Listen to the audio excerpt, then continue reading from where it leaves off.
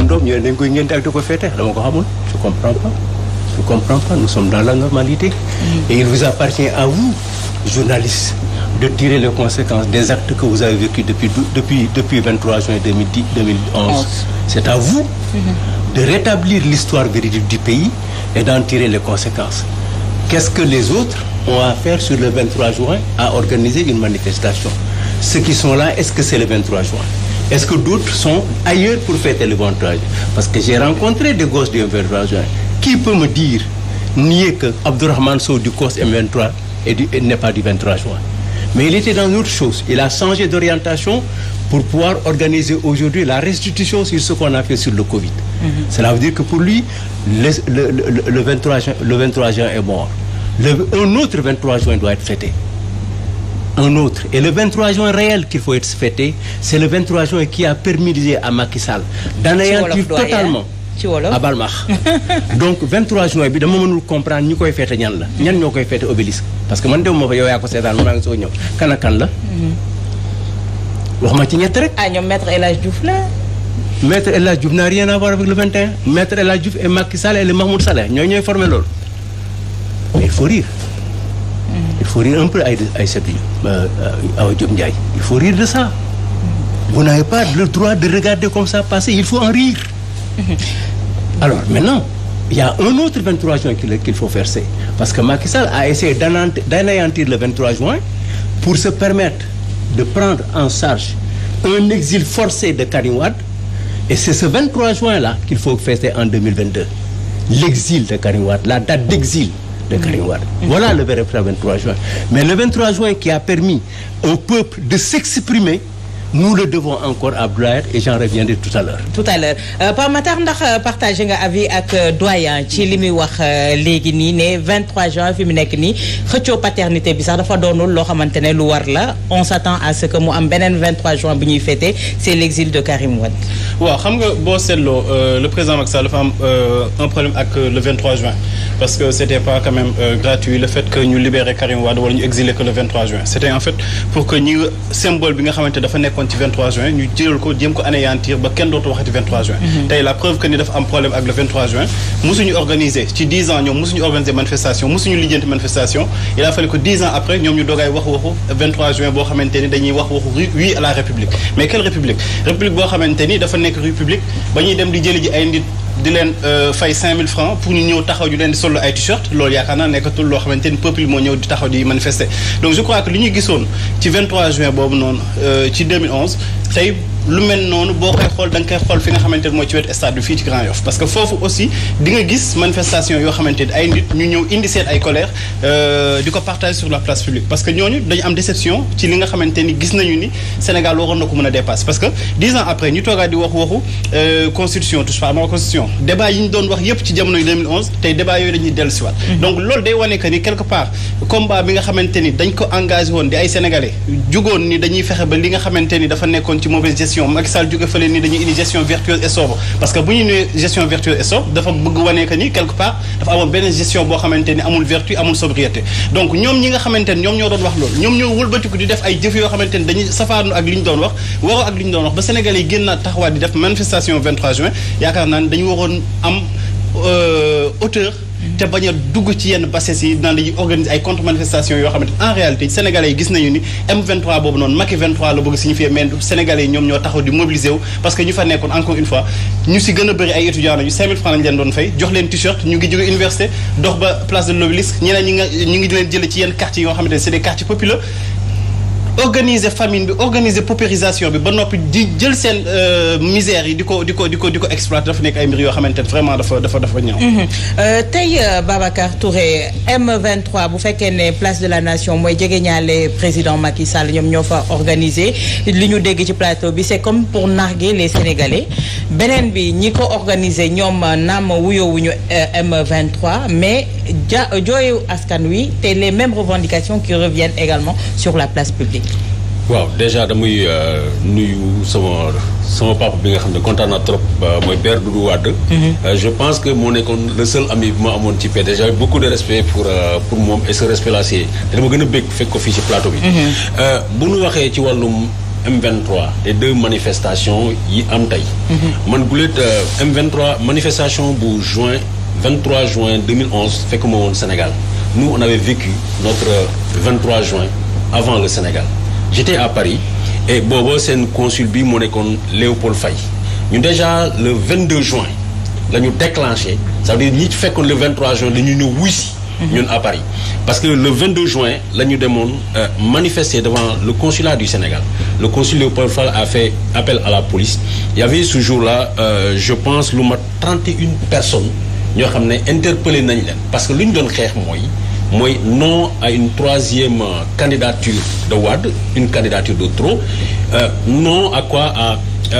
comment on appelle à la dévolution monarchique bi nga xam ne Abdoulaye Wade bëggoon na ko def mooy maanaam jël Karim gënale ko ñëpp ci Sénégal won ni damay dem Karim mii laay préparé mu ñëw loolu lañ doon xeex muy le 22 juin 2011 ñu jàpp lu mat fanweeri nit ak benn ci ëllëg si doon le 23 juin ñu continuer parce que ñi ñu jàppoon foofu gardé woon nañ leen à vue à plus de 24 heures donc tey jii su ma gisee fukki at après ñuy dañuy commémorer événement boobu tey ma gis ñi féetee nguur gi ñu ne parce que démb amoon na ñoo xam ne dañu bokkoon ci ñoom muy ku mel ni El Hadj Diop bi nga xam ne a tout fait pour nous présenter comme le symbole de cette manifestation alors que c'était une colère des populations d'abord population yi ñoo ne woon lii dañu bëgg mu doy ma gis la l'autre côté ñi nga xam ne mooy Y'en a marre ak ñenn ñi nga xam ne ñoo àndoon ak moom ñu nekk fële ci HLM Grand Yoff dama naan li ma tudd ci temps yëpp muy diversion faire de sorte que nit ñi dañuy perte repère bu ñu xamante fu ñu taxaw parce que 23 juin lan la 23 juin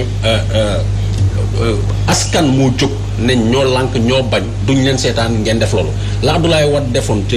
2011 la même chose les mêmes schémas pratiquement et aussi leneen nit ñi di fàtte il y a eu presque plus de 11 morts si on se rappelle bien pendant toutes ces contestations bu 3e candidature 3e mandat bu Abdoulaye Wade dañ fàtte chaque ajjuma ay doomi Sénégal ñoo daan ñëw ci buntu palais ñii dañ naan dañoo taal seen bopp mais je me rappelle bien ki nga xam ne doxoon na Bignona ñëw ba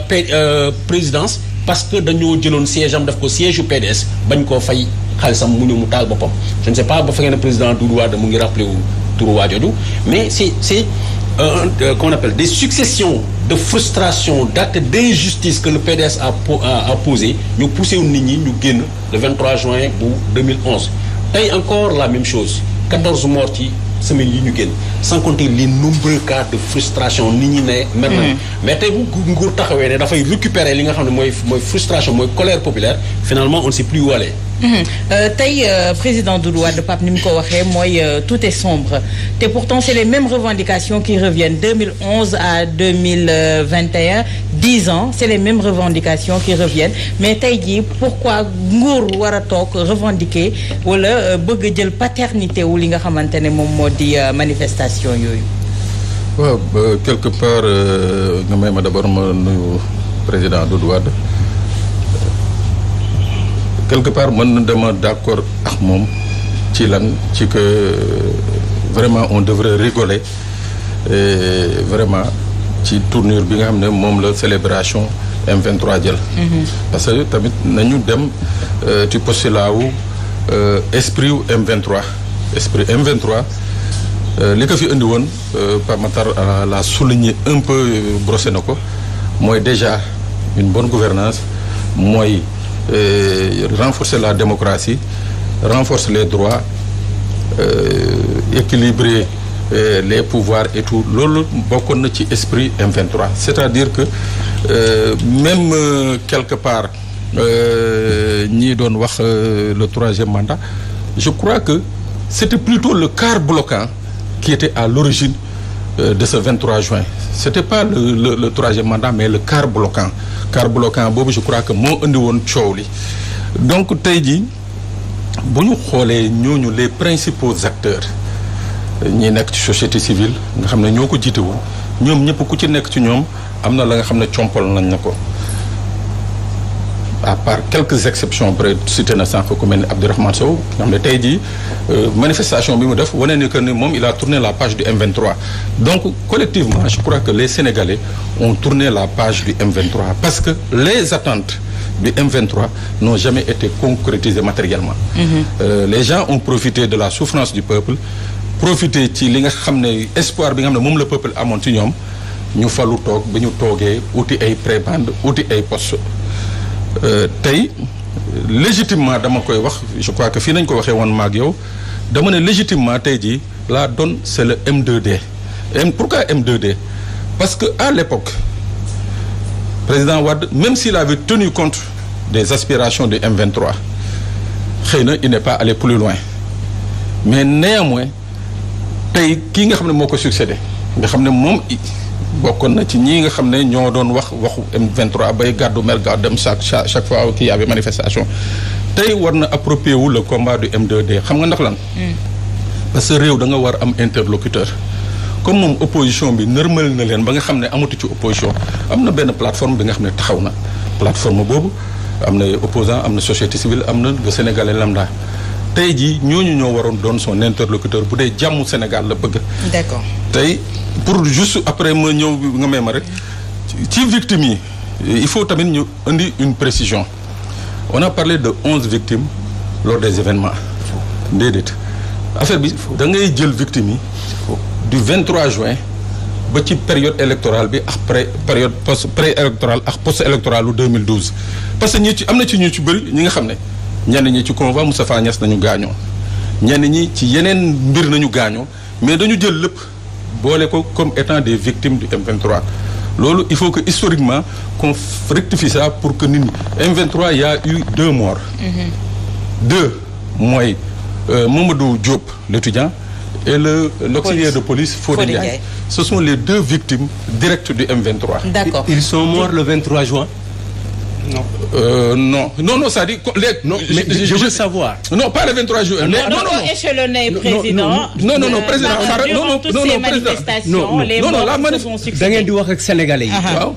doo leen ne l'idée ci téeméeri at bi 1000 la bëgg ko sëf kenn da ngeen ñaan le 23 juin bi. non ñaar fukki fan ak ñett si weeru juin. non président ci 2020 2011 ñaata ñoo dee damay laaj rek man damay xaw ma ko. wax ma 1 wala 2 wala 3. non mais ma ñëw xam nga 23 juin. dafa succédé wu avec les émeutes de l'électricité. bon encore une fois tu me parles de Jean et de Paul. waaw déedéet non mais déedéet dama lay wax rek c'est-à-dire boo ma dégloo daañu déggoo. non man li ma c'était des mouvements d'humeur yoo xamante ne moom moo conduire 23 juin. Il y a un sujet qui est donné à des étudiants en examen. waaw c'est le 23 juin. waaw. bu fekkee ne dañuy jàng te dañuy def examen bu ñu bëggee passé. waaw mais président léegi si ñu génn. waaw président li ñu bëgg wax moom moo di ne. dafa échelonné wu. loolu moom moo manifestation yi doon am yëpp ba ci 23 juin. je vous dis mais on n'a pas dit que le 23 juin il y a eu des morts. c'est encore tromper les peuples. non mais président. waaw président bàyyi ma ñëw. attends je dis. le 23 juin. il y a un fait. il faut que chacun prenne ses responsabilités. ñun jël nañu suñu bos. yéen seen bos lan la ci. dafa déglu ma rek.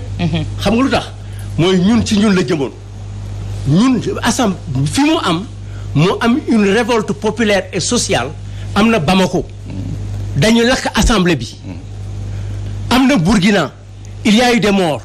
ñun on a su comprendre les raisons pour lesquelles ñu ngi foon ngeen taxaw ñu ñëw xam ne lii moo war a am seen demande c'est légitime ñu toppaleen ci c'est ça loolu mooy démocratie donc amul nit ku dee le 23 juin. bon ngoonte nañ ko passé. non attends laisse-moi passer. donc il faut que ñu wax bu ñu wax nit ñi loolu. bi ci des. monsieur Touré a raison. Touré le 22 juin manifesté nga devant le consulat. am na ñuy jàpp. waaw 30 personnes ku leen jàpp tubaab bi. à la demande du consul. waaw juste d'accord mise en place par le gouvernement. bien sûr Abdoulaye Wade. non le consul c'est le consul des Sénégalais. la France yow xam nga ne policiers yi fa nekkoon ay policiers français lañu. ñoo leen atte ñoo leen téye. waa tey dama bëggoon tey su ngoon. yow am nga revendication ba def nga dem devant le palais defi revendication bi nga defoon consulat. est-ce que ñeme nga ko. man ñeme naa ko waaw. ay il faut le faire demain et je prie que doo ko def. d'accord parce que xam nga lu tax non attends il faut qu'on règle les problèmes. on ne peut pas passer comme ça sur les choses. il ne faut pas laisser les gens dire quoi ça ñemewuloo ko parce que ki fu nekk du république boobu. ki fi nekk aussi du Ablaye Wade. on a permis au peuple on a dit venez manifester ñii nañu nekk gauche ñii na nga nekk droite vous aviez une majorité à l'Assemblée qui a rectifié le gouvernement et ba pare ne ko na nga génnee sa texte donc bu fekkee ne candidature bi ngoon doon xeex gañewu leen ko nañ ko nangu gañewu leen candidature gañe ngeen retrait wu loi bi. le président. Le ticket présidentiel. Babacar, may ko mu terminer comme ça qu'on puisse avancer. Donc rapidement. on a retiré la loi. Sur cet aspect-là, c'est réglé. Sur la candidature, c'est bien après. Et le Conseil constitutionnel a donné son avis. Pour dire que la candidature. Donc la candidature, lan moo génne Ablaye Wade ci élection. Nous sommes partis par les urnes. Urne moo ñu fi jëlee. moo ñu ne nit ñi dem voter ngeen voter ji ñu gagné ñu ne gagné ngeen mais il faut ngeen nangu ne 23 juin nit deew ci et ici en un jour on a tué 14 personnes parce que quelqu'un a tapé les fesses d'une femme arrêtez. tey Pape Matar man li may wax moom moo di ne tey marqué nañu les 10 ans du M23 et après. waaw xam nga dañuy naan peuple boo xamante ne dafay ignorer histoire am day condamné boppam di ko dund te en réalité loolu moo ñu xaw a dal bu ma déggee sax ñenn ñu bëgg fàtte li nga xamante ne mooy 23 juin moo tax ba ñuy dundaal li nga xamante ne moom mooy même problème yu taxoon nit ñi taxawoon buntu assemblée nationale ku mel ni Cheikh Bamba Dièye takkoon boppam ci buntu assemblée nationale. parce que en réalité problème bi c'était des problèmes de fond problème constitution la dañu ni woon 2001 bi nga xamante ne ba dañu am constitution bu bees constitution boobu daf ñu joxoon ay ak yelleef. constitution boobu daf ñu joxoon ay ak yooyu noonu amuñu woon droit di dellu ginnaaw ci ak yooyu dañ ko waroon préserver parce que ak da nga koy préserver mais en réalité bu ñu demee ba tey jii nii 2021 10 ans après ñiy toogaat di waxtaanee liberté publique ñiy waxtaanee liberté individuelle ñiy waxtaanee liberté presse ñiy waxtaanee démocratie constitution dafay poser problème parce que jànguñu ci li nga xamante ne moom la ñu waroon jàng ci 23 juin bi nga xamante ne ay sénégalais dañ jug de manière spontanée d'accord mais spontanéité boobu dañ ko travailler moo tax man d'accord que ni 23 juin ñaari personne la ñaari nit ñoo xamante ne ñaari acteurs la ñoo xamante ni ñoo tax ñu 23 juin kenn ki di borom kër gi fii di suñu papa suñu Serigne Sidy Lamine Niass keneen ki di président Abdoulaye Wade pourquoi président Abdoulaye Wade parce que président Abdoulaye Wade bu nekkul woon démocrate 23 juin du am dinañ barricader comme ni ñu ko defee bërki démb ba ñuy def seen loi bi nga xamante ne sur parrainage bi la dinañ barricader centre ville ba kenn du fa am accès. duñu permettre nit ñi ñu ñëw am seen manifestation mais aussi de reculer parce que président du yàlla du yonent président dañ ko dénk ay pouvoir bu demee ba gis ne ñu ko dénk pouvoir nee nañu souveraineté appartient au peuple boobu gis na ni lii ngay def ni dafa waroo ak li nga xamante ni seen bëgg-bëgg la peuple boobu taxaw nañu di manifester de manière pacifique bien que amoon na ay scènes de violence yoo xam ne konoon condamné parce que c'était condamnable peuple boobu bu manifester dañ ko war a déglu te président Abdoulaye Wade loolu la def te loolu la ñuy xaar ci président donc loolu moom bokk na ci acteurs yi wala moom ak Serigne Sidy Lamine Niass pourquoi Serigne Sidy Lamine Niass parce que le 19 mars c'est le mbir yi commencé mooy prélude bi dañuy waxante dëgg jamono jooju noonu opposition amul woon Sénégal ñeneen ñëpp ils étaient dans la pusillanimité ñeneen ñi nekk si déni ba ñeneen ñi sax dañu doon boycotté élection 2009 am na ñoo xamante ni dañu woon duñu dem élection législative 2019 xamoon exactement ban année la élection législative 2007 dañu woon duñu dem ci ay élection parce que xamoon nañu bu ñu demee élection dañu leen di duma il a fallu que Serigne Sidy Lamine Niass taxaw ni Sénégal yi génn leen ma porté seen combat yi nga xamante ne da ngeen koy am revendication yi ngeen di wax ci table banc yeeg feneen ak feneen ñëw leen ñu wax ko fi nga xamante ne mooy place de l'indépendance amul woon kenn ku ko osé woon jamono jooju noonu ba mu ko defee si la nit ñi commencé di jug moom amul woon ay ambition pour jiite réew ñeneen ñi nga xamante dañu am ambition ñëw def récupération politique en réalité loolu moom moo ci xew ñoom Moustapha Niass ñoom Tanor Dieng yal na ko yàlla yërëm ak ñeneen ñoo xamante ni tey jii ñoom ñoo taxaw fii Moustapha Niass bu ñu koy gisee ci ay image mu tee xeer tey jii ñoom ñoo ñuy wax waxu discipline ñoom ñoo ñuy wax waxu république ñu taxawoon bërki dem jëloon ay xeer jàkkaarloo institution deuxième institution de la république ñoom ñooy taxaw tey jii duñu naan oui à la république bërki dem président Macky Sall ba muy recevoir presse bi loolu la def famille am toogul ci biir salle bu ñu ko doon defee salle banquet mais famille président bu demee ba toog kon nekkatuñu ci république royaume la ñu nekk sax ndax famille kenn reconnaître ko ci république institution amul papa amul yaay amul doom donc je crois que vraiment ñoom lii ñuy wax nii di ñu ko jéem a gëmloo du ñu naan oui à la république ñoom seen bopp ñoom ñoo njëkk nekk en contradiction donc je crois que 10 ans après jànguñu ci leçon yi nga xamante ne waroon nañu ko jàng moo tax ñu nekk dundaat éternel recommencement président Macky Sall nekk une grande déception parce que lii yaakaaroon nañu weesoo nañ tey Babacar contre manifestation bi ñu gis est-ce que le président Macky Sall n'est pas encore en train de se chercher est-ce que nekkul woon di nattaat boppam di xoolaat ndax natt na boppam ci fan yi mais nattaat boppam ci manifestation bi boo xamante ne ça n'avait pas sa raison d'être. Oui, ça c'est une vérité indéniable mu ngi continuer parce que wax naa la ni waxu diversion laay wax fàttali ñu lépp li nga xam ne bànqaas yu ñu la nga am woon pour wane ñu moom positionné wu. Par contre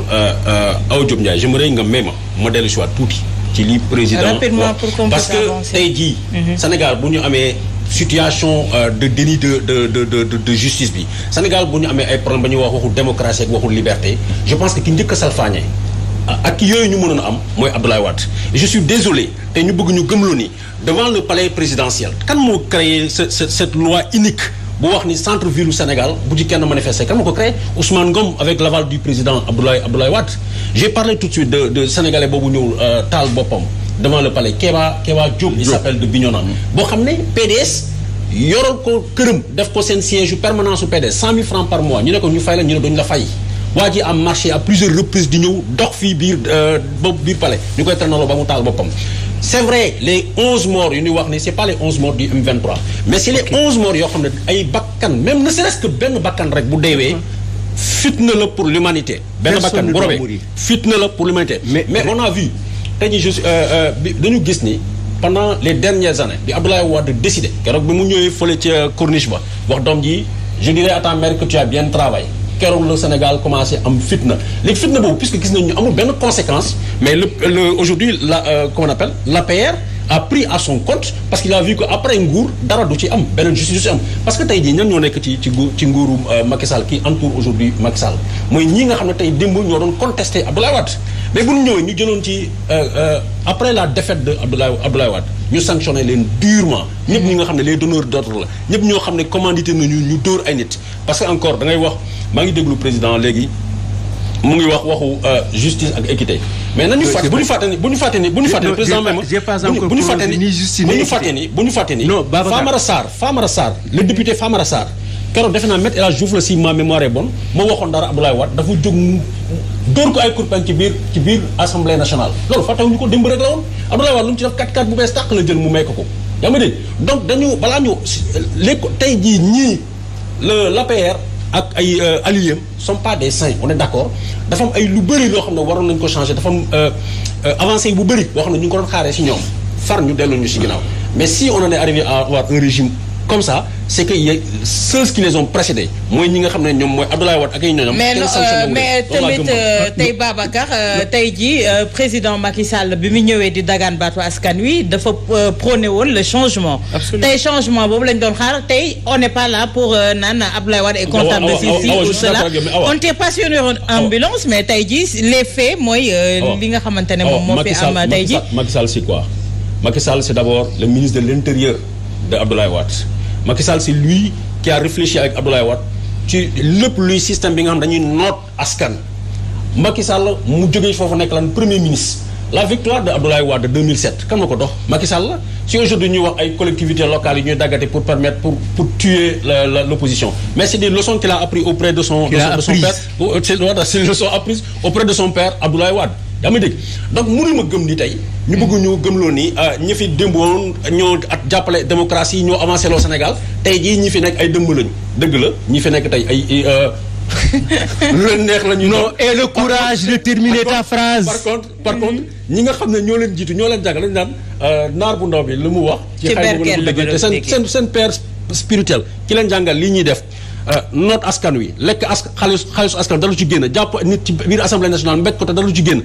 téye ay doomi aadama ba à 11 morts et quelques ça c'est un héritage boo xam ne wax dëgg yàlla nañ ko bàyyil suñu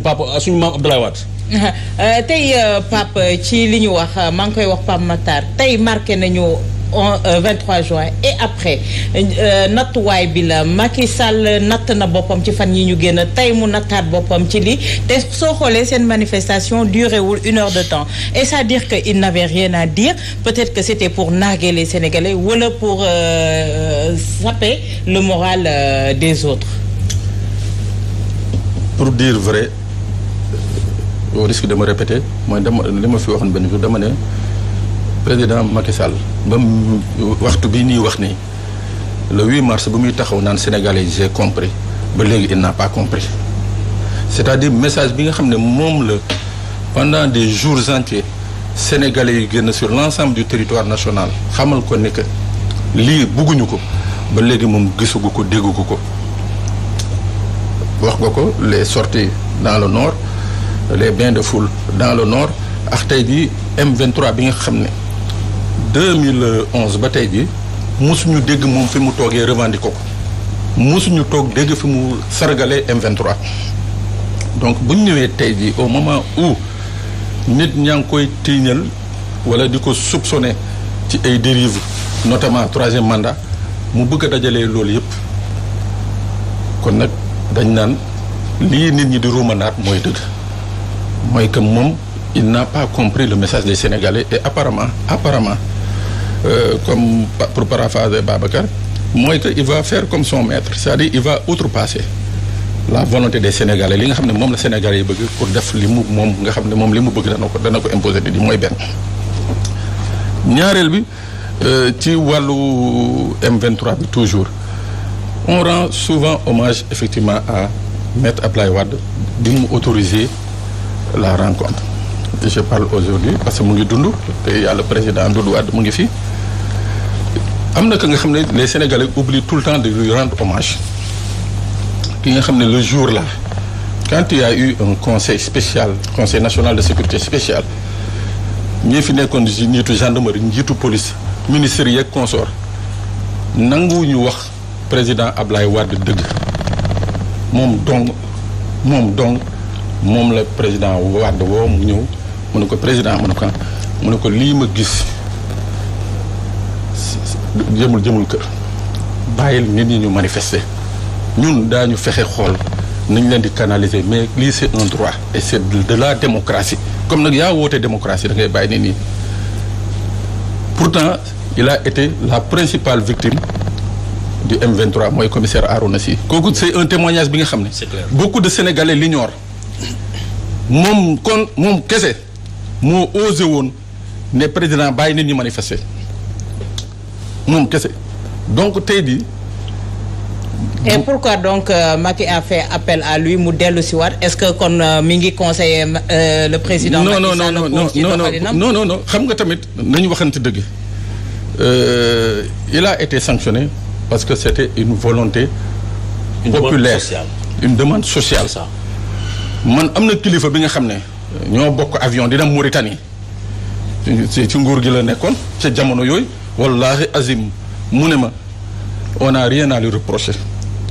mais demande sociale la il fallait ñu satisfaire quoi donc loolu c'est-à-dire c'est une restitution de l'histoire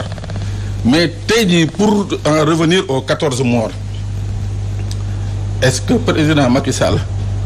créé na cadre bi nga xam ne ñii nga xam ne ñoo jiite police gi armée bi ak gendarmerie sañ nañ ko taxaw wax li ko Arouna Sy waxoon 2011. tey jii président est-ce que du appellation yi ñooy changé on nous parle de M23 fii ñu naan M2D et c'est les mêmes acteurs qu'on retrouve sur les mêmes places également. Encore une fois, est-ce que loolu moom mooy solution bi pour régler le problème des Sénégalais. loolu dama la bëgg wax ne c'est vrai ñaari nit lañ mais kii góor la kii jigéen la bokkuñu bii mouvement politique la bii mouvement social citoyen la. bu ñu confondre le 23 juin amul kenn ku ko jiite ay citoyens boo leen fàttalikoo sax dañuy interrompre la réunion des leaders bi am centre Brottier saaga leen vous vous trompez ce n'est pas c'est une révolte dañ leen pousser génne leen le 19 mars il y a eu 2 manifestations le même jour sur la place de l'Indépendance et sur l'avenue qui va à l'Assemblée. Mais c'est le président qui l'a autorisé, qui a dit nañu manifester. Donc la manifestation du 19 mars comme du 23 juin c'est un style de gouvernance démocratique la il faut que ngeen nangu ko bu ñu jëloon ay tonton Macoute jox leen yat du ñu ñëw il faut que ñu nangu loolu donc ñun ñoo ko organiser ensuite assemblée bi def na li mu waroon def loolu jeex na maintenant ça a servi à quoi lu mu jariñ yow ban organisation nga nekkoon. Journaliste là, président. Journaliste, très bien. Mais je dis Babacar, les journalistes que vous êtes, tirez-en les conséquences. lu mu leen jox da ngeen xiifoon yore mburu ñu nangu ko seen loxo ne dañ leen di jox leen ay xeet ngeen di yëy la situation est plus catastrophique dafa gën a metti dafa gën a naxari démocratie bi ñu dindi ko assemblée bi mel ni mu mel kenn du wax kenn du dikk amul interrogation amul dara amul wax ngeen ne benn la mais acteurs yi ñoo ne du benn Y'en a marre waxuñu ne du benn waxuñu ne Abdoulaye dañu juum Cheikh Bamba Dièye waxu ko nee na. attention dañu ne dañu juum mais si c'est à refaire ils vont refaire la même chose. Il faut préciser ça. Mais attends, tu sais quand on se trompe on ne refait pas la même chose. Non, c'est pas tout le monde. Et puis c'est pas tout le monde. Du ñëpp may ko mu terminer s'il vous plaît. dañu rëcc du ñëpp wax ni Abdoulaye Wade on demande pardon. Je n'ai pas dit temps de parole. Je n'ai pas encore dit. Moi, je me ça n'engage pas le mouvement, c'est des individus du mouvement. Je dis que ça soit jusqu'à présent tu es un individu. Je le suis. Et acceptons les autres quoi soit des individus. Babacar li nga nangul sa bopp nangul ko sa morom dama ne Sénégalais yi ñoo d'accord ne situation bi nekk moo gën a naxari situation Abdoulaye Wade. Lu commerçant yi wax une quoi on a organisé la cherté de prix pendant 1 an. Des spéculations. Devant une télévision son secrétaire général mais du complot mais am na dem nañu démocratiquement mais yéen action bi ngeen doon am yéen est-ce que am ngeen ko da ngeen seetaan peuple bi loolu wax léegi nga ne Cheikh Bamba Dièye dafa am nu mu defoon dafa yeewoon boppam. waxul ne Abdoulaye Wade moo gën Macky Sall Abdoulaye Wade gën Macky Sall. Il a reconnu wax na ko télévision yi dégg ko mais est-ce qu'il a fait la même chose lu tax deful li mu defoon da ngeen dugal ci pétrin ana Alioune Tine mu ngi ci tweet ana Latif Coulibaly ana ñoom ñëpp ana jigéen ñi porteur de serviette lañu donc da ngeen nangu ne da ngeen jël réew mi dugal ko ci parti man leen ko ci génne boo leen ko bàyyi woon fi mu nekkoon xëy na keneen dina ñëw yëkkati ko waxal mu génn situation boobu lañ nekk situation boobu li ko indi nag loolu la maintenant bu ñu confondre Babacar journaliste nga xam nga man ma am location suma permanence PDS ak kenn ça n'a rien à voir avec l'État. dama la yëgal ne j'ai vu des militants de l'APR j'en connais je peux citer des noms qui se sont lakk seen bopp devant chez Macky Sall ils étaient des gens qui ont participé à ça yàggul. mën naa la jox tur mën naa la jox ay tur yóbbu foofu lakk dañ leen seetaan maa leen fekk hôpital man mën naa tudd tur mu ngi may dégg bu ko kenn weddee ma wax ko turam mu dem seeti ko donc dama leen di wax benn affaire bu gàtt donc loolu am na li am na benn loi ñëw na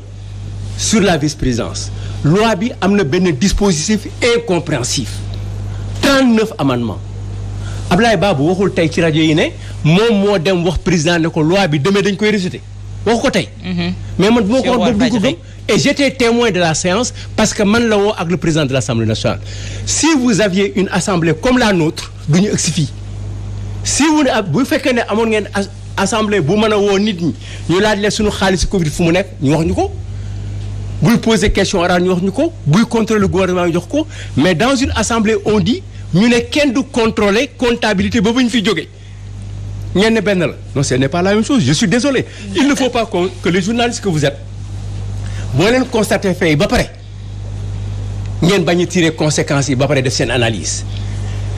les deux situations ne sont pas comparables man waxuma ni nombre de décès mais Macky Sall ci boppam ak Ablaye Wade seen gouvernance moo dul benn bien. maintenant tey président si lu gàtt. démocratie Macky Sall fan la jàngee. non encore une fois. du si école Abdoulaye Wade dafa xam nga ku nekk jàng nga sa yaay nekk ci kër nga nekk ci mbedd mi. bàyyi leen loolu. am na ñu jàng seen yaay sëy si seen biir kapapa dem génn defi leneen non c'est trop réduction bu ëpp la amul leen droit ci loolu yéen journaliste de réduction boobu amul leen ci droit. parce que man dama ne jàngul ci démocratie ci dëkk bi dañ ci jouer benn rôle boo xam ne bi amul kenn ku jouer bu ci toll. les démocraties politiques citoyennes la législation les élections tout ça de 74 à 2001 nous avons participé à tous les processus yëpp te ñoo ci jiitu. d'accord waaw dama ndànk rek ñu ñëw indi assemblée bu bees boo xam ne bi da ngeen di toog di gis ministre boo amee ay jafe-jafe ak ses députés pendant 1 jour 2 heures 3 heures questions orales et questions d'actualité suivi de gouvernement refuser des lois yoo xam ne yéen journalistes da ngeen ci bind ba sonn pourquoi wax leen ko pourquoi quand il y a bi ñu amee loi boo xam ne bii à la dafay wax nekk procureur CENTIF dootu ko saisir amuloon ku ko dindi on a rejeté la loi sur l'adoption on a rejeté plusieurs lois et je prends à témoin les opposants d'alors ñi nekkoon ci assemblée bi nekk opposition dañu amoon baat di wax ñu di leen déglu démocratie loolu la d'abord wax ñu déglu la boo waxee ñu déglu nga xam ne 23 juin bi yaa tooñ nga dellu gannaaw loolu mooy démocratie mais loolu dafa am journaliste rôle bu ñu ci war a jouer te joué leen ko. C'est tout à fait le contraire nag vous avez fait un excellent travail ce jour-là parce que après pendant tout le temps yéen doon wax que droit de fii la militants yi ngeen dem fële dem leen yéen a doon joxoñ nit ñi attends ñaari journaliste wax nañ ko tey en Sen TV ce matin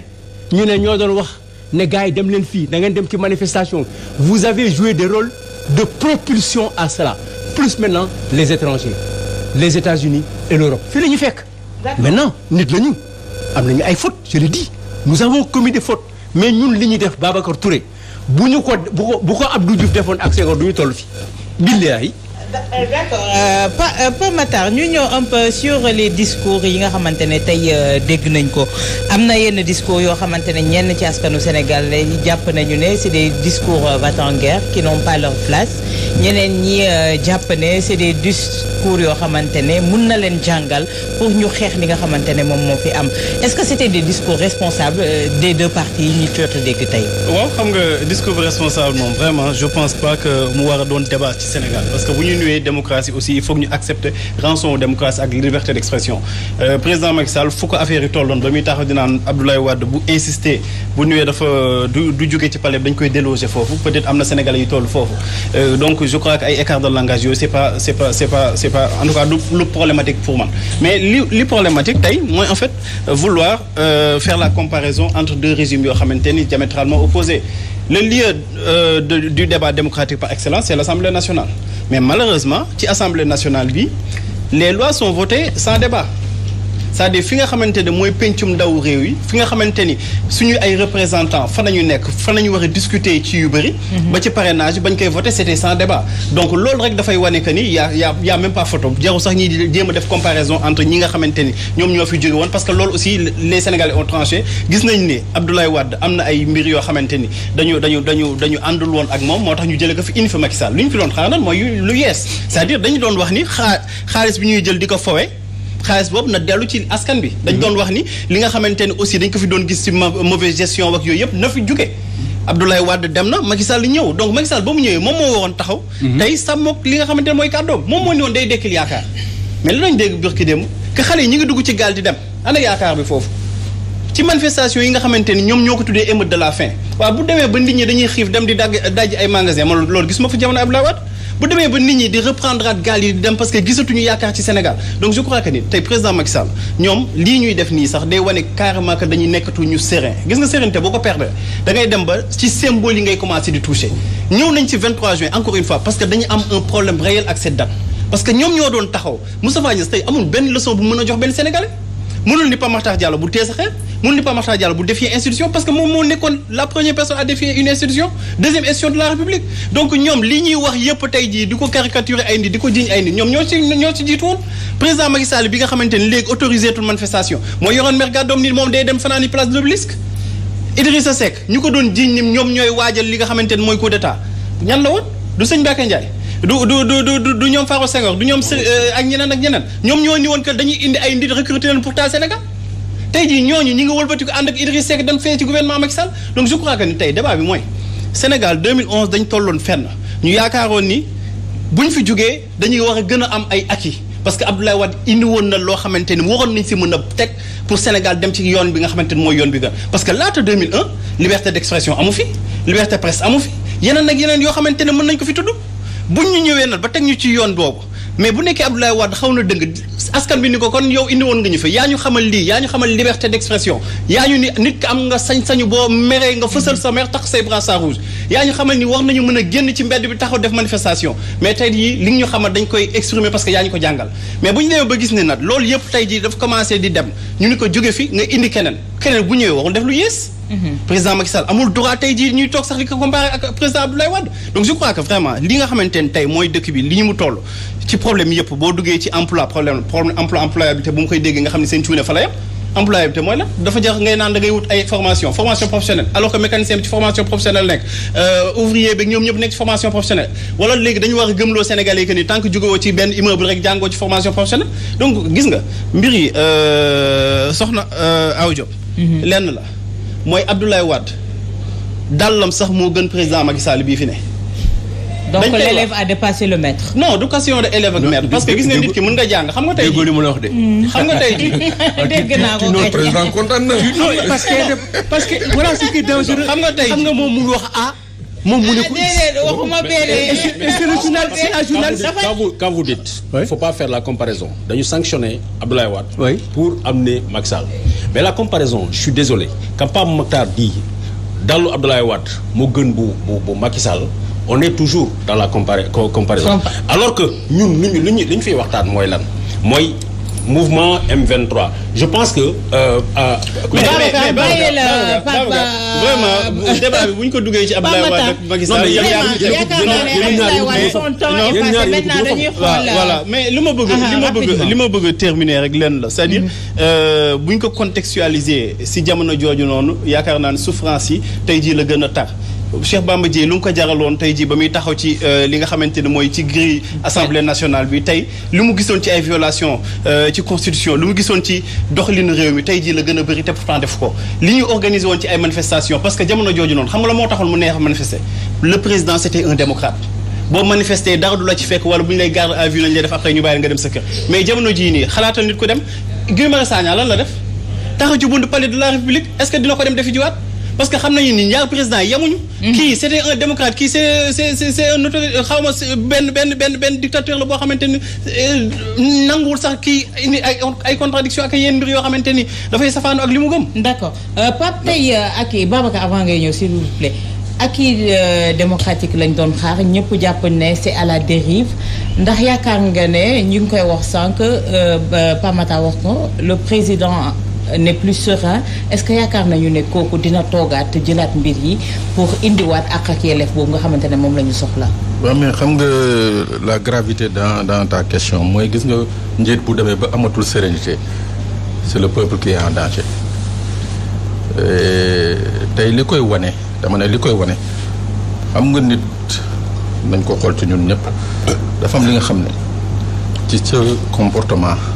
nga koy wane ñu xam ne que am na regret c'est-à-dire soo dégloo pratiquement discours président Macky Sall ak ay ñoñoom boobu ak léegi c'est-à-dire mooy bi ñu jógee ci di fi xew mois de mars ba léegi amul benn discours ba nga xam ne niroo nag yërëmande amul reprend tous les discours amul ci benn bi nga xam ne niroo nag yërëmande wala compréhension gis nga même la ñu waxoon diggee yooyu ñu diggee woon ni que daañu jël en charge les blessés daañu ndàmp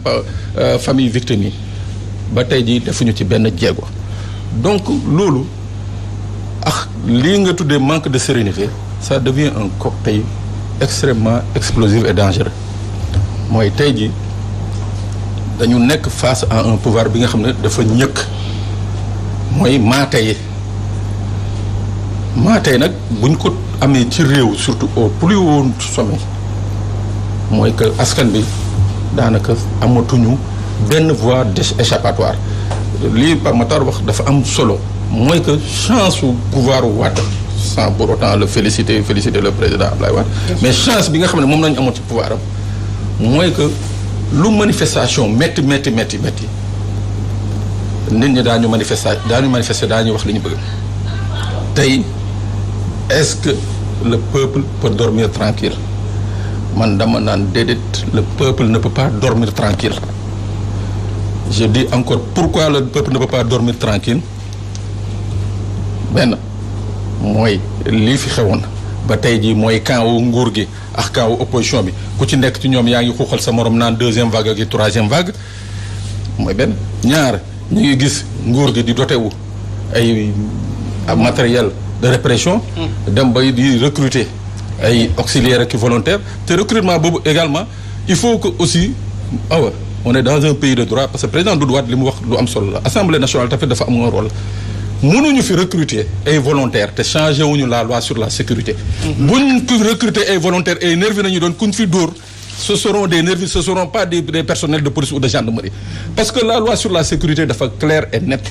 ñaar ñi mooy police ak gendarmerie la may ñu yore ce qu'on appelle détenteur de la violence légitime détenteur de la sécurité et de la sûreté des biens et des personnes dans ce pays donc nag bu député yi toogee di xool bañ fi recruter modifié wuñu la loi la je dis solennellement mooy ñooñu ñuy recruter amuñu benn pouvoir de police parce que ils seront pas assermentés, ils seront pas reconnus par les lois sénégalaises. d'accord Babacar ñu ñëwaat ci yow par rapport ba léegi ci li nga xamante ne moom moo di discours yi ak posture yi fi mu nekk nii tey face au président Macky Sall qu'est-ce qu'il y a lieu de faire par rapport à l'opposition? Bon, je pense que tous ces discours que l'on entend comme notamment bi ma déglu léegi Barthélémy Diaz di wax naan boyu bandee baayam c'est des discours yoo xam ne pour man amuñu place dans une république parce que lépp loo xam ne dafay woote fitna pour man war nañu fexe ñu teg ko fële mais nag damay fàttali ni encore. Mais est-ce qu'on est dans une république bu fekkee ne c'est le président de la république qui se déplace avec des nervis également? Jusqu'à présent on a les symboles et tout ce qui représente une république sauf que la manière bi ñu doxalee république moom moo des loolu dafa war a nekk combat wu kenn ku ne si ñun ñu fexe ba loolu mu jub aw Diop dama bëggoon nga permettre ma deux choses parce que dama déglu Pape Makhtar tout à l'heure mu ni démocratie ci wàllum liberté de presse et liberté de communication je ne sais pas Pape Makhtar kañ ñu dugg dans la presse mais man mi nga xam ne fekkee naa 2000 depuis 2003 fekkee naa nguuru Abdoulaye Wade je suis désolé mënuñu ko comparer tey je ne suis pas man nekkuma partisan. S'il vous plaît, on n'est pas là pour faire le procès de Wade quand même nag parce que tey jii on a besoin d'avancer également. ay journalistes dañu leen jàpp fii dóor leen ñoom Kambel Dieng Boubacar Kambel Dieng jàpp leen takk leen mënute leen sous le régime d'Abdoulaye Wade waxu ci dara je pense que même ñu ngi ci Walfadjri bi nga xam ne c'est Lamine Niass moo ko moom li ñu koy attaqué di ko saccager la seule fois c'était sous le régime d'Abdoulaye Wade kenn mu see wax dara combien de journalistes ont été empastillés garde à vue ainsi de suite. waaw mais on avance sur le débat. D'accord, on va avancer sur le débat. tey jii li ma bëgg d'abord xam nga la laay bañ aw Diop Ndiaye dama bëgg ñu ramener ñu à cette nostalgie des Wade ba nga xam ne ça a été une catastrophe pour le Sénégal je pèse bien mes mots léegi bu ñu avancer tey Macky Sall ak régime bi ak gouvernement bi ni muy doxee kenn ku nekk xam na ma ni man du ma j'emprunte le mot à mon ami du ma layami samay mots dama koy clairement catastrophe la ñuy dundee ci lépp ci jamono ji nga xam ne ñu ngi génnee ci mois de mars ak 14 morts ñu ngi wax ni Macky Sall président keroog bokkoon naa ak yow plateau fii bi président defee discours am pare dama ne Macky Sall comprendre wul parce que bu fekkee dañu limité nii population yi ñi génnoon ci mbedd mi waxu couvre-feu moo tax couvre-feu Covid parce que dañu ko expliqué par rapport ak yi taxoon nit ñi génn loolu moo tax ñu génn mën na ils n'ont pas compris ñu dig Sénégalais yi 500 000 si je ne m'abuse emploi wala boog lu ëpp loolu tey jii lan la ñu gis le seul emploi bi nga xam ne sénégalais am nañ ko mooy ñi ànd ak président de la république di tàccu ak sànni nit ñi xeer ak les nervis peut-être ñooñu rek ñoo am liggéey lu si des la grande majorité ba tey ñu ngi même problème boole ci encore dama gis ci barki démb meeting bi nga xam ne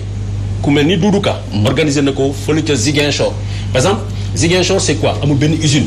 Ziguinchor amul benn usine amul benn entreprise bi nga xam ne la seule société bi fa nekk mooy la Casamançaise bi nga xam ne mu ngi Jembereng alors population yooyu alors que tey dañuy dépenser parce que 100 millions wala lu ëpp 100 millions ñoo def ko ay meeting électoral alors que population yi avec 25 millions on pouvait créer concert. Oui, concert. Concert, juste concert. Non, avant concert, il y a un doxantu bu mu fa defoon. Plusieurs millions ont été dépensés alors qu'avec 25 millions. Je connais une usine boo xam ne ay pa yu nekkoon Socéchal ak ay maire yoo dañu retraité mais faute de moyens dañu dem jëm a créé waat seen industrie tey dañu couper cette industrie pour une facture de 14 millions. Ça fait presque 1 an. Fëgg nañu à la porte de toutes les autorités defuñu ko donc pour man ñooñu ils n'ont pas compris mais li may bañ mooy gëmloo ñu ne jamonoy Maam Wade lépp a baaxoon tey jii lépp a yàqu loolu du dëgg. Babacar tey président ñu ñëw tuuti pour avancer tey taxawaay bi nga xamante ne M2D taxaw nañ ko ndax yaakaar nga ne posture bi ñu adopté jamono jii moom mooy faire reculer loo ki nga xamante ne moo di le président Macky Sall. Aw Diop Ndiaye de M2D si vous voulez pour ñu xam ñoom lu ñuy def da nga leen di woo fii man je ne suis pas du M2D. non xam naa ne bokkoo ci xam nga tey suñu la amee ci plateau par rapport à ton expérience également politique aw ma expérience su xam lépp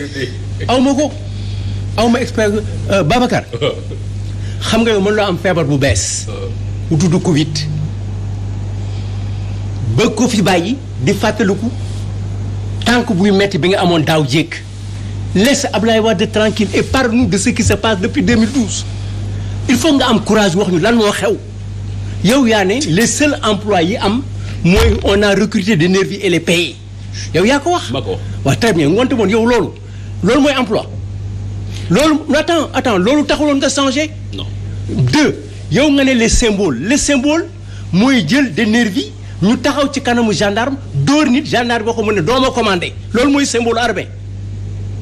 est-ce que loolu mooy symbole armée est-ce que symbole politique bi mooy on a eu des morts parce que quelqu'un et s'est fait masser par une femme et on tue 14 personnes et tu dis que le président n'a pas compris alors que nous le 23 juin il a fallu que 3 heures de temps pour que nous comprenions waa nga bëgg ne benn la Babacar il faut que nous soyons justes à moins que ñu nuru leneen mais personne bu ñu génnee personne ne comprendra tes positions problème bi nga am xam nga mooy lan da nga doon ut lu baax nga jëli Macky Sall ñëw indi ko Sénégalais yi ñoo ne bu ñu yëgoon du ñu ko def mu wonte ce choix il faut nga tirer ci conséquence da nga am yow responsabilité ci li xewoon bu fekkoon ne da nga ci àndoon Alioune Tine def ci am responsabilité ñi faloon Macky Sall yëpp ñëpp d'accord nañ ne li ñu am baaxul d'accord ngeen ci Sidi Lamine dañ ko permettre mu wax dem place de l'indépendance journaliste nga jëlal sa micro demain nga dem en face de la promesse nga dem organiser ko defal comme Sidi Lamine parce que ki fi nekkoon moo fi nekkul li yàqu ci kër gi te xew fi woon ki fi bees moo ko indi Macky Sall nous a mené dans une situation extraordinaire le discours de violence tu dis que Barthélémy li mu wax mais Barthélémy li mu wax proverbe la si ce n'est toi c'est donc ton frère La Fontaine la ko bind est-ce que da nga ko changé proverbe mooy wuyu bandi mooy bàyyam nga ne si nous sommes dans une république non attends si nous sommes dans une république kii nee na nous ne sommes pas dans une république bu fekkee ne nekkatoo ci république amoo droit wax amoo droit bind amoo droit joxe image amoo droit expression amoo droit réunion te boo génnee am ku la dóor lan ngay def da ngay croiser les bras c'est justement là où il faut attirer l'attention du président te loolu lay def rek tey dama ne Macky Sall moo war a xam ne ñu ngi toll ci benn situation boo xam ne bii baaxul ci benn sénégalais que ñu àgg ci fayonto parce que man ki ma fekk Podor dóor ma ayet après ñibbisi mais ñoom mu fa bàyyi boo léegi dama leen dóor yetan parce que aujourd'hui il y a aucun nervi à Matam Macky Sall amul possibilité gérer les 57 communes fu nekk mu teg fa ñetti alkaati amu ko. mais père est-ce que war nañu mën a nangu di fi instaurer la loi du talion également au Sénégal. xam nga la loi du talion mooy talion am na ba pare da ngay fexe ba talion du am. c'est ça. mais da ngeen di làkk tubaab wala wolof. la loi du talion fexeel ba talion du am bu ma xool wax fexeel talion du am. waaw père nag léegi. mais débat bi neexagul non neex na kañ. parce que da ngeen di gis foog ñu nangu dëgg ñun dañu commettre ay fautes dañu def des erreurs si c'était à recommencer on ne le ferait pas mais fi ñuy def Sénégalais yi affaire location amu ci problème loolu du état privé la xam nga Sénégal dama lay ameel xaalis sax nga yóbbu ma police te yoonu police nekku ci non attends loolu privé la il faut pas oublier que attends Babacar may ko xam nga on se comprend maintenant parce que père vos nekk fautes à vous nii kenn du ko def seen faute yéen faute ñi nga xam ne ñooñu dugal ci lii ñooñu dañ ci am responsabilité à la kulli aline il faut que ñu tirer les responsabilités de la société civile des politiques des Moustapha Niasse des Tanor tous ceux qui ont été tractés parce que c'est la société civile qui a tracté les politiques bu ñu doon société civile ak citoyens yi comprendre nañ ko ñun wonte dañuy dem élection dañuy gagner au premier tour mais yéen na leen génne ñu yore ay xeer mais alors la personne bi nga xam ne moo yoroon xeer Moustapha Niasse di sànni ci biir waaw mais kooku est-ce que man war na ma mën a tere man ma sànni xeer foofu mais man passé naa loolu ma compréhension de l'Assemblée nationale ne me le permet pas parce que dama bokk ci artisans yi nga xam ne ñoo déconnecté ba 23 juin passé wul fi mu passé mais bu fekkee ne ñun amuñu woon majorité intelligente moonte comme Bourguiba lay doon comme l'invention du palais Bourbon comme ce qui s'est passé au Mali mais on a reculé parce que vous pensez que l'armée va vous suivre dans ça? Non, attends, l'armée... Ce qui se passe dans des pays comme Burkina, Mali et consorts, ça je le dis aussi pour Macky Sall. Parce que tu as dit que nous avons recruté 3000 personnes, les jeunes pour la plupart, parce que moi j'ai fait partie des premiers New York liste,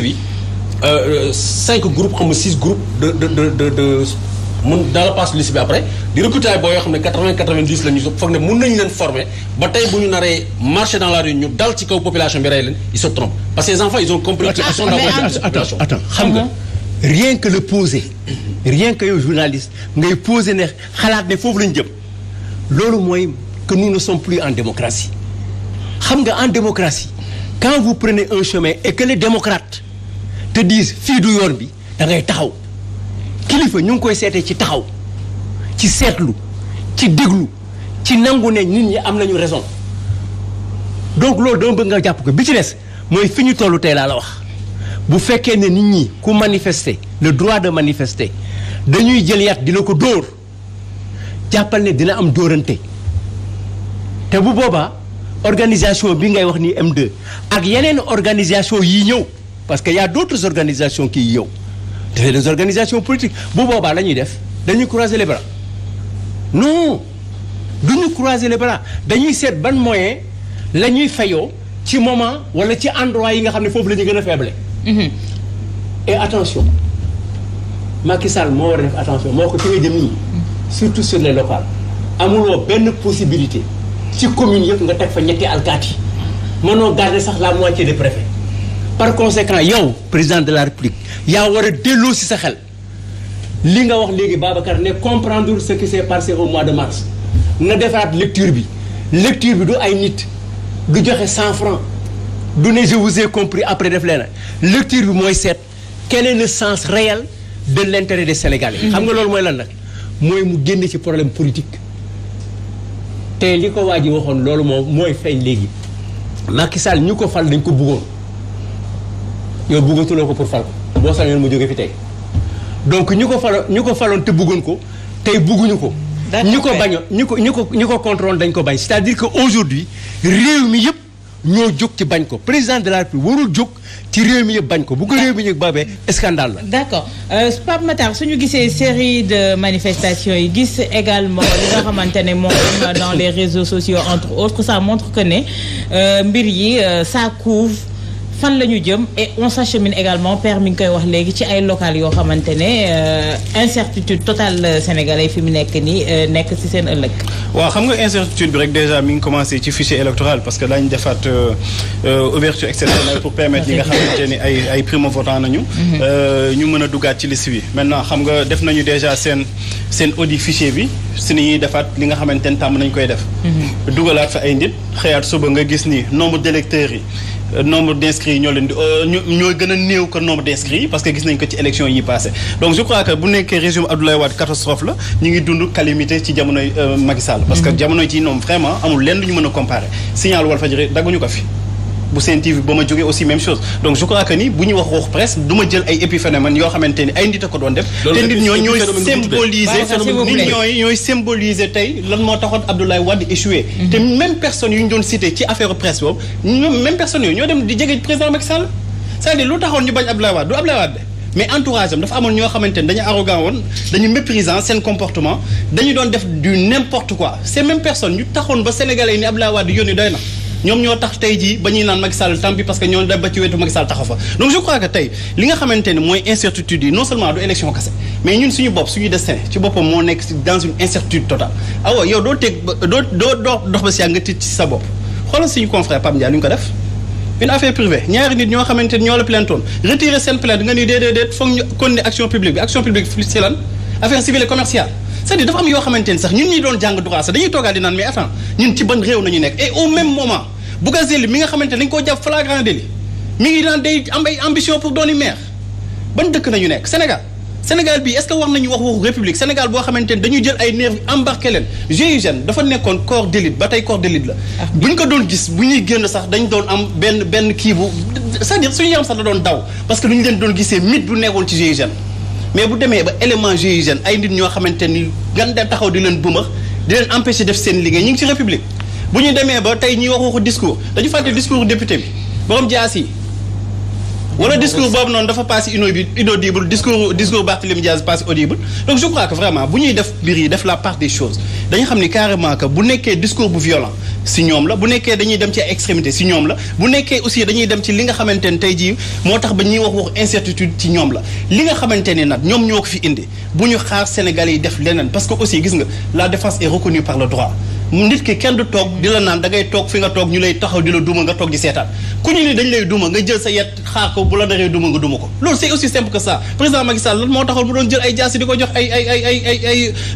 garde corps am jamono yu mu nekk ci ku jégi. mais est-ce que suñu dégloo discours va-t-en-guerre yooyu tey ça va arranger les choses parce que am na sénégalais yoo xamante ne tey naam seen borlu mu ñu kaay fees na soo leen waxee loolu mooy yaa ngi leen di bëmax vraiment ci ñu fayantoo. mais kan moo war a delluwaat ci sérénité kan moo war a appeler au calme kan moo war a apaiser mbir yi mooy le président de la République le président de tous les Sénégalais yow def nga 2 mandats yow yàlla may na la loo xamante ni du ko may ñu bëri ci àdduna nga doon président ci 2 mandats yow amatoo ku la ëppalee cër ci Sénégal ngay jiite xalif généraux jiite ku nekk ci Sénégal fooy dem ñu xàllal la yoon loo bëgg def ci àdduna bi boo ñëwee ni ñu def ko léegi yow ñu sa mandat jeex na da nga nekk ci koo xamante ni waratoo am ambition ci doonati candidat parce que yow li ñuy bind ci constitution leer nañ mais yow kooku noonu boo ñëwee ku jóg ni dafay am ambition nga jël ko tëj ko ci kaso ñii nga exilé ñii nga commencé di tuumaal ak di tiñal mais dafay poser problème donc ki war a apaiser mbir bi au-delà des discours ay actes la yoo xamante ne moom moo ko war a poser mi président Macky Sall te dafa ko boobu ba tey Pape suñu gisee li nga xamante ne des 2 camps mi ngi xew tey ji instabilité mi ngi ñuy gétte fi mu nekk nii est-ce qu'on n'est pas en plein dedans instabilité bi parce que problème bi mooy yow yaa ngi nii bés bu nekk loo may wax moytul wol Maodo mu lay jël si lii ak lii ak lii donc pour dire que léegi même ñun ñii nga xam ne suñu liggéey mooy wax sax on est un peu comme ni ko. sur le qui-vive. waaw même pas sur le qui-vive c'est-à-dire même on a toujours été sur le qui-vive mais léegi c'est-à-dire dafa am benn genre paranoïa sax booy dund. waaw moom laa doon wax fii keroog Moustapha léegi même téléphone ñeme boo koy wax sax sa source yi booy wax ak ñoom ñaar la non téléphone bi li yëg alors que. loolu c'est pas la mission d'un état amul mission tiital ay citoyens mission mooy rassurer bu ñu demee nag ba léegi nit ñi yaakaar nañu toog seen kër moo gën a wóor génn ci mbedd bi dem doxi seen soxla là je crois que l'incertitude boobu ngay wax moom on le vit ñun ñëpp parce que tey nag wax dëgg yàlla le charme moo doon tey jii voilà avec la permission de monsieur ma jël la ñu dem restaurant wala ñu dem naa ni café wala lii ak lii ak lii mais tey jii ñemewuñu ko parce que bu ñu génnoon tey jii léegi am ilaa ku ñu photo wala ku kii donc il y a cette paranoïa bi nga xam ne moom la ñu réussir à installer au Sénégal donc man je le dis encore et je le répète je ne vais pas cesser de le répéter il faut que Sénégalais yi ressaisir comprendre ni que tout ce qui se passe mooy lépp li nga xam ne dañ ko fi teg mooy blindé yeeg caméra de surveillance yeeg yii écoute téléphonique yeeg matraquage beeg yi ba ci nervi yi loolu yëpp amul benn finalité lu dul installer une psychose mettre en duel les Sénégalais de différents bords il faut que Sénégalais yi xam ni que tey jii qu'on soit surveillé matin midi soir n'empêche que sunu rôle de citoyen war nañu xëy saa su nekk di ko def te nag nga may ma daanelee foofu nguur moom moo yore kaaraange sénégalais yi seeni alal it moo yore buñ demee nag ba nga xam ne sénégalais yi wóorootuñu ñii nga xam ne ñoo leen di aar incertitude boobu nga doon tudd nag mu ngi soog a juddu nag. tey Babacar ak li ñu gis sénégalais itam wan ko le président Macky Sall ci événement mars yi xewoon ak yow est-ce que vous pensez que il va foncer faire fi ci li nga xamante ne wan nañ ko ko. il va faire fi de quoi. il va forcer un 3e mandat. ndax troisième candidature. waaw loolu dama naan li ñu waroon na njëkk a wax mooy keroog bu ñu fi jëlee Abdoulaye Wade. bu kenn changé wati constitution c'est-à-dire tout le problème du Sénégal se trouve dans la constitution parce que bi ñuy wax tey si cadre 3e mandat bi dañu ne Macky Sall le président Macky Sall dafa ne nul ne peut faire 2 mandats successifs et le mandat du président de la République c'est 5 ans sauf que ceux qui ont écrit ñi nga xam ne ñoo bind constitution boobu fàtte nañu wax ni mu ngi démarrer ci mandat bi parce que li ma dégloo Macky Sall ni ma gisee muy fonctionner ni ma gisee entourage am di fonctionner gëm naa ni li soosey di wax bàyyi baloo faye kee c'est-à-dire wiiri jaari ndaar yi dañuy dem par force ci confrontation boobu mun nañ ko reculer mun nañ ko xalaat ni du léegi lay ñëw mais à la kulli haal dafay forcer bëgg un 3e mandat devant nag askanu Sénégal nee nañu du fi jàll léegi nag mooy confrontation boo xam ne nit ñi c'est redouté mais forcément il faut ñu dem ci loolu. Awa Diop Ndiaye damay bëgg nga permettre ma delluwaat encore ci nervi yi utilisation des nervis ak utilisation de la violence nekk moo di def comparaison Kara Thioune la sama confrère yooyu tuddoon Kara Thioune ak Boubacar Kambel Dieng. mësuñu dugg xaar même pare rek mësuñu dugg ci benn régime mu Macky Sall mësuñu ànd ak moom tey mais su ma joxee parenthèse boobu ma waxtaan ak sama frère bi ne ko c'est pas des épiphénomènes c'est des pères de famille c'est des amis à moi que j'ai connu te ma partagé woon rédaction ak ñoom su ma jógee si loolu dama naan gouvernement bi ak 24 heures chrono tamit yaa ngi ma koy fàttali 24 heures chrono tamit bi nga xam ne Farba Senghor notre ami moo yebal ay voyous ñu dem attaqué journalistes yi dóor leen yàq seen matériel tey jii avec le régime Macky Sall gis nañu ni même phénomène mu ngi am tey jii le journal Les Échos gis nañu même bu fekkee ne des privés ñoo ko def ñu attaqué leen saccagé seen siège parce qu'ils ont écrit sur un marabout man miy wax sama journaliste bu tudd Kara Jonn dafa dem en reportage à Ourossogui et li may wax c'est tellement important que di nga comprendre ni je ne peux pas man mënuma cautionner violence gratuite bi nga xam ne mbokk Macky Sall entourage yu Macky Sall ak ay militants ñu ngi koy def ci citoyens Kara dafa dem reportage ci Ourossogui parce que mairie Ourossogui depuis plusieurs mois ki nga xam ne mooy maître Bokar Thiam Moussa Bokar Thiam lu ko neex lay def foofu mooy buum yi mu yónnee sama journaliste pour mu tendre micro population yi Bokar Thiam dafa jëli ay voyum fii ci Yarax yóbbu leen foofu ñu dàpp sama journaliste bi dóor ko rajaxee caméra bi maa ngi ak vidéo yi ñu porté plainte au niveau de la brigade de gendarmerie bi nekk Ourossogui le commandant a pris fait et cause et puis comble de l'hérésie xam nga lu mu wax mu ne journaliste bi pourquoi bi ngay ñëw ci dëkk bi avertir loolu le maire loolu c'est une parenthèse Macky Sall n'a pas hésité à faire de ce monsieur là ce Bokar Demba Thiam Moussa Bokar Thiam son comment on appelle l'agent judiciaire de l'État donc c'est en quelque sorte il encourage cette violence là donc man su may kaas violence su nervi yi dama njëkk a nekk victime ba léegi kenn dédommagé ma kenn wax ma dara mais fu ma bëgg a aw jóg fu ma bëgg c'est très important je comprends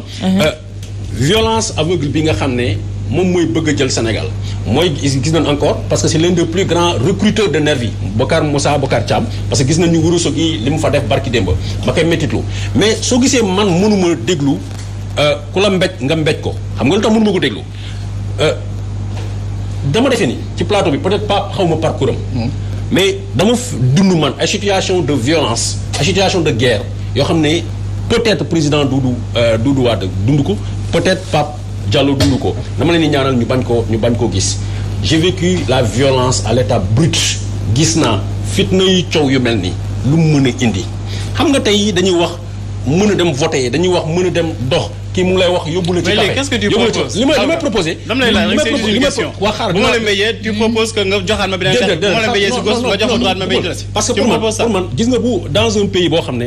œil pour œil dent pour dent gis nga bu ñuy continuer noonu ñëppay perte seen bëñ wala ñëppay perte seen dent te bëgguma loolu Sénégal parce que gis nga bu ñu nekkee dans une république li ngay njëkk a xalaat tey boo wàccee bu fekkee ne am nga njaboot li ngay njëkk a yéeg mooy boo demee sa kër nga raay sa doom nga jël mu daw si papa ñëw nag affaire yi mais bu violence aveugle amee y a pas de droit y a pas de domicile privé tey jii président wax na léegi benn xale bu jigéen bu maase bëgg nañu taal Sénégal mais bu ñu ko taaloon tey bu violence aveugle bi ñëwoon tey combien de femmes excusez-moi vont être violées combien de femmes la ñu doon man li may bëgg mooy nañu wax ni il y a un problème qui est là mooy la violence aveugle encouragée par le régime de Macky Sall parce qu'il faut le dire parce que Dembourou Sow taxaw na fii mu ne nañ jaasi un procureur de la République sérieux dafay autosaisir mu auditionné ko ñëpp ñi nga xam ne ñu ngi organisé parce que ñu ngi fay ay nervis di leen transporter loolu dañ ci war a jóg ñan ñoo ci war a jóg mooy une autorité judiciaire indépendante. D'accord, malheureusement le problème du Sénégal nañ ko wax te dund te duñ ko wax nag te dee dañuy wax te dund mooy dañu war a am des officiers de police judiciaire ñi nga xam ne au-delà de comment on appelle dévouement à leur chef ou au président de la République qui est le chef suprême des armées ils doivent savoir qu'ils appartiennent d'abord à dafa am askan bi leen fi teg askan boobu moo leen di fay. D'accord. Justice juge yeeg tribunaux yi ñu rendre ay justice ay verdicts yu sévères concernant ñi nga xam ne dañuy néewal nit ñi doole. loolu la ñu war a wax. D'accord Père suñu déggee pour clore rek ndax waxtu bi xoj nañu li ñuy jot wax fii quintessence bi fi mu nekk soo ko doon tënk ak lan nga ciy wax. ci lan nga ne. ci li ñuy jot a waxtaanee fi mu nekk nii pour esquisse de solution. li ñuy jot a waxtaan ñëpp xam nañ ko moom la wax léegi journaliste yu maire bu nekk fii jël ay nit transporter leen le transport de voyous normalement loolu waroon passer pour pompier. oto bu la romb nga taxawloo ko comme bi ñu romb léegi. laaj ko 100 francs wala 200 francs ki yëpp ay nervi jëm Matam mën a dawal ba Matam kenn gisu ko. y a un problème donc yow loolu nga gis yow loolu nga dund yow kenn rek. physiquement waaw yow kenn rek mais les organisations sociales politiques syndicales yi nekk biir Matam mais yow loolu nga gis multiplié par X moo lay wane donc dañu nekk ci benn situation boo xam ne bi am na ay dérives dans la presse partout. On a eu 40 morts en janvier 63 sur les allées du centenaire. On a eu des morts à Bignona, que tu connais, dans l'histoire de Lamine Gueye BDS. On a eu les comités d'action. Il y a des gens dont leur père, ñu ngi dund door seen tur fii la ñuy dee ci RIS 37. ci ñun la nekk mais dafa am ay degré yoo xam ne fi ñu toll tey il faut Babacar nga nangu ne mësul am. fi ñu toll ci lan. fi ñu toll ci dóore ci matte. ci lii xool mu daanu mais c'est vrai ji nga wéex génn ci kër sa drapeau non au troisième mandat ñu génn la sa balcon wàcce la. dóor la devant un gendarme yi wax mu ne ko yow doo ñu jox ay directives les nervis de Macky Sall sont les supérieurs de notre gendarmerie. Alors l'armée et pourtant wax nañ ko fii ñaata scandale ñaata problème moom après on a laissé faire. Les gens me disent quand bi ñu dem budget bi passé dama leen ne attention bu leen dem pratique parlementaire rek ngeen ne diplomatie parlementaire doo leen seet armée léegi armée dañu war a seet budget xam lu tax ji nañ fi ay généraux détournement xaalis bu bari. ñu dem ba ay Saint-Syrien di démissionner. ñu dem ba ay colonel gendarmerie di démissionner. ñu dem ba ay chef de police dans la police ñu ne ñoom drogue bi ñoom dañ ko doon jaay. ñu dem ba ne xaalis bi dem armée ñu ne ëgsiwul ci ñun parce que amuñu dàll. En ce moment on n'est plus dans les pratiques parlementaires on vérifie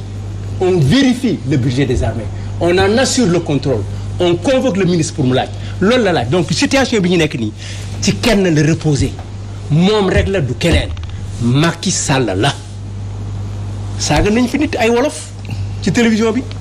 ñu jël ko jox ko passeport mu ñibbi. dama lay corriger foofu musuñu ko jox passeport mu ngi fii ku ma xam la. ku ma xam la Babacar président parce que président du pour yow. mais xale bu jigéen boobu man xam naa ko. mu ngi fii Dakar dama koy gis damay waxtaan ak moom pratiquement. mais encore Babacar heureusement c'est bien que tu nous apportes des épreuves mais il y a un régime pour le faire. C'est vrai. Mais tu es le défenseur, tu es le meilleur défenseur de sur cette question. Tu as l'information que les autres n'ont pas. moo tax ma jaaxle. man situé gu ma la. xaw ma xale bu jigéen bi moo ñëwal sama moo wër man mu ñëw si man. may waxtaan ak moom bul wax ne attention mu ngi fii ci ne parce que li nga wax nii. bu fekkee ne da nga ne xale gu réer moo nekk ci yow. te farawoon Macky Sall boo motul gars yi jël si def la ko. d'accord je le dis tout de suite je prends le risque. Maintenant je continue je termine. pour dire que il faut ñu nangu dara. xam nga wax nga ne soose nee na wiiri jaari ndaari. xam nga loolu ak fayonte baaxul wax nañ ko. diine l'islam moo ne bu la nit tooñee mën nga fayu ci ni mu toll mais mu ne mais na nga baale parce que baale moo gën te jullit day def lu gën wonte woon nangu nañu ko fayu mais gisoo Macron li ko Pape bi wax ci dessin bi foo boobu gars yi di foo bi ñu ko dóoree mbéj Pape bi dafa nga temps l'autre jour le Pape peut le dire mais du droit de mënu ko il faut que nga nangu ne am na ñoo xam ne ñi ëllëg bu ñu ñëwee seen village dóor leen bu Macky Sall génnee ñamu fa bàyyi bu dee député bu dee ministre bu dul maire à moins que mel ni comme Thiam dëkk fii di nga sonn loolu nag moo ko indi moo tax comme dañuy ne fayonte baaxul. d'accord dóor la baaxul damm bëñ ñu damm sëñ baaxul da ngay téye kii damm bëñ. di dóore ak di mbéj. je suis d'accord kooku ngeen di téye loxoom boo leen téyewul loxoom nit ñi dañuy fayu on va vers dañuy fayu ñun xam nga ne ñun dañuy fayu. ñun buñ ñu ko defee dañuy fayu te dañ koy assumer dañ ko mës a assumer publiquement bu leen tooñ alkaati bu leen tooñ gendarme bu leen tooñ nangam seen xarit lañ doomu sénégalais mais buñ leen téyee nag téye leen di leen dóor di leen bañ ak di leen tànt par carte ci mbedd mi mais fayu leen. yaakaar naa ne président Abdoulaye Wade waxoon na fi suñu leen dóoree ngeen jël ceenu wala fayu. mais dañuy partout aux États-Unis gisoo États-Unis ñu dugg dans le Sénat wala déet. Mais est-ce que nous devons cautionner également? Mais c'est parce que c'est toujours la faute de ceux qui ont le pouvoir. D'accord. C'est toujours, à 95%, c'est le pouvoir qui agit comme ça. Et quand le pouvoir agit comme ça, il faut l'Assemblée. C'est la réponse à l'oppression. Gis nga Assemblée bi xoolal gars yi pare na ñu ngi julli tàkkusaan à 5 heures les gens sont partis. image bu yàgg la président. D'accord mais res xam nga Babacar. il faut nga nangu ne bi ñu defee loolu ñun waxuñu ne dañu génn ak jaas yi dañu calmer suñu gouvernement dem seeti président de la République ne ko sa loi mu jàll. bu ma ko waxoon bu yàgg doon ñu weddi ko mais Ablaye Ba ko wax ñëw ñu a demandé au gouvernement de retirer sa loi yow li nga yaakaar ne baax na ba indi ko fii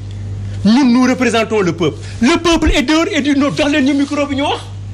mais c'est ce qu'on a dit. D'accord. Parce que nous ne sommes pas des battants-guerre. Président Doudou Wade ñu jaajëfal la nga nangu ne encore au moins s'il n'y a pas d'autre dessein que Macky Sall régime am ak suñu régime du benn te ñoom seen bopp waa APR ñu ngi koy wax fii ci plateau yi ñu ngi koy wax ci fu nekk ñu ngi koy wax ci lu nekk c'est clair net et précis. D'accord président Doudou Wade ñu jaajëfal Pape Matar également ñu koy jaajëfal Babacar Touré Pape Sané également à la réalisation ak coordination bi. non am spécial rek vendredi prochain gannaaw suba ci plateau bi on va parler exclusivement du troisième mandat. Troisième candidature et on vous dira pourquoi Macky Sall va présenter sa candidature. Voilà merci beaucoup donc rendez-vous est pris donc pour vendredi di jaajëfal bu baax ci coordination bi Moustapha Diop du côté de la régie Cheikh Tidiane Diop Amdi Sidibé Bintou Fall Abdou Aziz Fall également ñu koy jaajëfal di jaajëfal Serigne Saliou Bey di jaajëfal Aliou Baldé Ousan Sall di leen jaajëfal yéen ñi safo leeru jamono Walfadjri dig daje ay bés bi ñëw bu soobee suñu borom. La voix des sans voix. fexe leen ba dëgg rek nekk seen doole fexe leen ba bu leen yab seen askan xam leen ne benn patron rek la ñu am mooy le peuple sénégalais. Walfadjri. fexe leen ba dëgg rek nekk seen doole fexe leen ba bu leen yab seen askan xam leen ne benn patron rek la ñu am mooy le peuple sénégalais. Walf TV, la voix des sans voix. fexe leen ba dëgg rek nekk seen doole fexe leen ba bu leen yab seen